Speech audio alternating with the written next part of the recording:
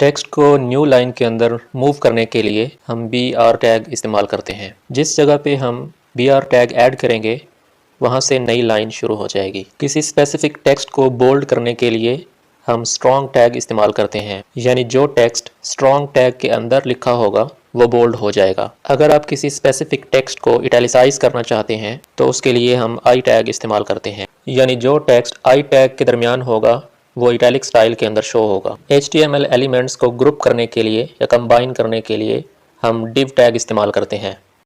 For example, अगर आप कोई स्पेसिफिक स्टाइल एक या एक से ज़्यादा एलिमेंट्स पे अप्लाई करना चाहते हैं तो हम उन एलिमेंट्स को div टैग के अंदर एनक्लोज कर देंगे और फिर वो स्टाइल उस div टैग पे अप्लाई कर देंगे। जैसा कि इस एग्जांपल के अंदर हमने हेडिंग और पैराग्राफ को div टैग के अंदर एनक्लोज किया और फिर इन दोनों एलिमेंट्स की टेक्स्ट अलाइनमेंट को हमने सेंटर कर दिया। स्टाइल एट्रीब्यूट के ज़रिए हम किसी भी एलिमेंट का कलर, फ़ॉन्ट या फ़ॉन्ट फैमिली वगैरह चेंज कर सकते हैं। अगर आप किसी स्पेसिफिक टेक्स्ट पे कोई स्टाइल अप्लाई करना चाहते हैं तो हम उसको स्पैन टैग के अंदर एनक्लोज कर देते हैं और फिर उस स्पैन टैग के अंदर हम स्टाइल एट्रीब्यूट ऐड करते हैं। जैसा कि इस एग्जांपल के अंदर हमने स्पैन टैग के ज़रिए टेक्स्ट का कलर चेंज किया है। अगर आप पूरे पेज के लिए स्टाइल डिफ़ाइन करना चाहते हैं तो उसके लिए हम स्टाइल टैग इस्तेमाल करते हैं। स्टाइल टैग हमेशा हेड टैग के अंदर ऐड किया जाता है। जैसा कि इस एग्जांपल में हमने स्टाइल टैग को इस्तेमाल करते हुए H2 टैग का कलर डिफ़ाइन किया है। ये स्टाइल इस पेज पे मौजूद सारी H2 हेडिंग्स का कलर चेंज कर देगा। आप पेज के लिए स्टाइल किसी अलग फ़ाइल में भी ऐड कर सकते हैं। इसके लिए आप एक अलग फ़ाइल क्रिएट करें index.css और जो कोड आपने स्टाइल टैग के अंदर लिखा है इसको इस न्यू फाइल के अंदर ऐड कर दें। डिफरेंस के लिए हमने H2 टैग का कलर चेंज कर दिया है। अब इस स्टाइल वाली फ़ाइल को HTML के अंदर लिंक करने के लिए हम लिंक टैग इस्तेमाल करते हैं। लिंक टैग भी हमेशा हेड टैग के अंदर ऐड किया जाता है। href एट्रीब्यूट के ज़रिए हम CSS फाइल का पाथ ऐड करते हैं। अब आप देख सकते हैं कि H2 टैग का कलर चेंज हो गया है और ये स्टाइल इस न्यू फाइल से रीड हो रहा है। अगर आप पेज के अंदर जावास्क्रिप्ट कोड लिखना चाहते हैं तो उसके लिए हम स्क्रिप्ट टैग इस्तेमाल करते हैं। जैसे कि इस एग्जांपल में हमने जावास्क्रिप्ट इस्तेमाल करते हुए अलर्ट मैसेज शो करवाया है। अगर आप जावास्क्रिप्ट कोड को सेपरेट फाइल के अंदर ऐड करना चाहते हैं तो उसके लिए एक नई फाइल क्रिएट करें index.js के नाम से और अपना जावास्क्रिप्ट कोड इस न्यू फाइल के अंदर ऐड कर दें। इस न्यू जावास्क्रिप्ट फाइल को HTML के अंदर लिंक करने के लिए भी हम स्क्रिप्ट टैग ही इस्तेमाल करते हैं। स्क्रिप्ट टैग में सोर्स एट्रीब्यूट के ज़रिए हम इस न्यू फाइल का पाथ ऐड कर देते हैं। आप देख सकते हैं कि अलर्ट बॉक्स अभी भी शो हो रहा है, लेकिन इस दफ़ा ये कोड index.js से रीड हो रहा है। क्लास एट्रीब्यूट के ज़रिए हम किसी भी HTML एलिमेंट के लिए CSS स्टाइल डिफ़ाइन कर सकते हैं। जैसे कि इस एग्जांपल में हमने पैराग्राफ एलिमेंट को एक क्लास असाइन की है जिसका नेम है माई क्लास। आप इसके लिए कोई भी नेम रख सकते हैं। फिर आप देख सकते हैं कि इस क्लास को इस्तेमाल करके हमने इस पैराग्राफ के लिए कलर डिफ़ाइन किया है। अब ये रेड कलर इस क्लास के ज़रिए इस पर्टिकुलर पैराग्राफ एलिमेंट पे अप्लाई हो गया है।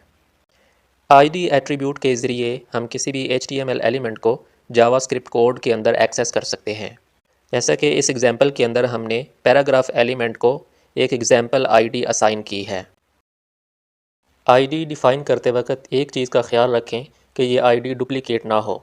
मींस के एक पेज के ऊपर आप एक ID किसी एक ही एलिमेंट को असाइन कर सकते हैं। अब इस ID को इस्तेमाल करके हमने इस पर्टिकुलर पैराग्राफ एलिमेंट को अपने जावास्क्रिप्ट कोड के अंदर एक्सेस किया है और इसका स्टाइल यानी इसका कलर चेंज कर दिया है। अगर आपको CSS या जावास्क्रिप्ट कोड की लॉजिक समझ नहीं आई तो इसमें कोई परेशानी की बात नहीं है, क्योंकि ये सिर्फ एक HTML का कोर्स है। जब हम CSS और जावास्क्रिप्ट सीखेंगे तो उसके अंदर हम इस कोड की तफसीलात को डिस्कस करेंगे। अभी तक हमने जो कुछ सीखा है उसको इस्तेमाल करते हुए हम एक इस तरह का डेमो वेब पेज डिज़ाइन करेंगे। जो वेब पेज आप डिज़ाइन करेंगे वो एग्जैक्टली इसी तरह का होना चाहिए जिस तरह का आपको इस एग्जाम्पल के अंदर नज़र आ रहा है। इसके टाइटल बार में माई पोर्टफोलियो लिखा हो, फिर वेब पेज के स्टार्ट में H2 लेवल की हेडिंग है माई ऑनलाइन रेज्यूमे। फिर अनऑर्डर्ड लिस्ट के ज़रिए इसके अंदर 4 लिंक्स ऐड किए हैं। आप इसके अंदर कोई भी डेमो लिंक्स ऐड कर सकते हैं। फिर उसके बाद आपकी प्रोफाइल पिक्चर और उसके नीचे आपका नेम और 1 लाइनर टैग लाइन ऐड करेंगे। फिर आप H4 टैग और अनऑर्डर्ड लिस्ट को इस्तेमाल करते हुए 4 सेक्शंस बनाएंगे, जैसा कि इस एग्जांपल में शो हो रहे हैं: my experience, my education, my hobbies and contact information. इस वेब पेज को बनाने के बाद आप इसके कोड को गिटहब रिपॉजिटरी के अंदर होस्ट कर सकते हैं। इस वेब पेज को गिटहब के अंदर होस्ट करने के बाद इसका लिंक इस वीडियो के कमेंट्स के अंदर शेयर करें ताकि आपको इसके बारे में फीडबैक दिया जा सके। मेटा टैग्स के ज़रिए हम HTML पेज की प्रॉपर्टीज़ को डिफ़ाइन करते हैं। मेटा टैग्स के ज़रिए हम जो भी इंफॉर्मेशन ऐड करते हैं वो पेज के ऊपर डिस्प्ले नहीं होती, बल्कि वो सिर्फ पेज की करैक्टरिस्टिक्स को डिफ़ाइन करती है और वो इंफॉर्मेशन यूजुअली सर्च इंजन्स के लिए हेल्पफुल होती है। मेटा करैक्टर सेट टैग के ज़रिए हमने इस पेज की करैक्टर एनकोडिंग डिफ़ाइन की है, जो यूजुअली हम मोस्ट केसेस में UTF-8 ही यूज़ करते हैं। फिर मेटा टैग के ज़रिए हम वेब पेज के लिए कीवर्ड्स डिफ़ाइन कर सकते हैं। ये कीवर्ड्स सर्च इंजन्स के लिए हेल्पफुल होते हैं। इन कीवर्ड्स की बेस पे वेब पेज सर्च इंजन्स के अंदर रैंक किया जाता है। इसी तरह मेटा टैग के ज़रिए हम वेब पेज की डिस्क्रिप्शन ऐड कर सकते हैं। ये डिस्क्रिप्शन भी सर्च इंजन्स के लिए हेल्पफुल होती है। डिस्क्रिप्शन मेटा टैग के ज़रिए हम सर्च इंजन्स को बताते हैं कि इस वेब पेज के अंदर किस किस्म का कंटेंट अवेलेबल है। ऑथर मेटा टैग के ज़रिए हम सर्च इंजन्स को बताते हैं कि इस वेब पेज का ऑथर कौन है। व्यू पोर्ट मेटा टैग के ज़रिए हम ब्राउज़र को बताते हैं कि इस पेज को किस तरह से डिस्प्ले करवाना है। Width is equal to device dash width, इसका मतलब ये है कि जो वेब पेज है उसकी विड्थ डिवाइस की विड्थ के हिसाब से एडजस्ट होगी। और इनिशियल स्केल हमने 1.0 सेट किया है, इसका मतलब ये है कि इस पेज का इनिशियल जूम लेवल 1.0 होगा। आई फ्रेम टैग को इस्तेमाल करते हुए हम किसी भी एक्सटर्नल वेबसाइट को अपनी वेबसाइट के अंदर एम्बेड कर सकते हैं, बशर्ते कि वो वेबसाइट एक्सटर्नल एम्बेडिंग को अलाउ करती हो। इस एग्जांपल में हमने एक ब्लॉगिंग वेबसाइट को अपने इस वेब पेज के अंदर एम्बेड किया है। सोर्स एट्रीब्यूट के ज़रिए हम उस वेब पेज का लिंक ऐड करते हैं जिस वेबसाइट को आप एम्बेड करना चाहते हैं। विड्थ और हाइट एट्रीब्यूट्स के ज़रिए हम आई फ्रेम की विड्थ और हाइट को डिफ़ाइन कर सकते हैं।